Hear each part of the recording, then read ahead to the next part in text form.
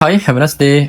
Final measurement untuk site di Puncak Alam. Jadi untuk kitchen kali ni customer kita nak tukar kabinet bahagian bawah sebab kabinet bahagian sinki dia dah jatuh disebabkan oleh disebabkan oleh air lah. Okay. Jadi biasa kalau macam anda buat any material yang kembang disebabkan oleh air, biasanya apabila bahagian sinki dia dah kena air ataupun air leaking, dia akan kena dekat bahagian kayu dekat bahagian bawah quartz tabletop ni. Biasanya quartz tabletop ni dia tak ada isu melendut macam ni lah sebab dia sangat stable. Jadi kenapa quartz tabletop ni dia boleh melendut disebabkan oleh quartz tabletop ni dia join dengan kayu dekat bahagian bawah ni lah. Okay. So biasanya bila dah join macam ni, bila air leaking, okay, kat dekat bahagian sinki dia kena dekat bahagian kayu ni kembang. Bila kembang, dia akan tarik sekali quartz tabletop ni jadi melendut macam ni. Okay.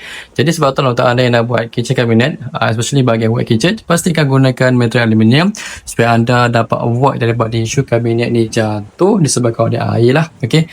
So that's why untuk pemilihan material bahagian yang expose dengan air, pastikan material aluminium supaya anda tak perlu invest kali kedua pada masa akan datang.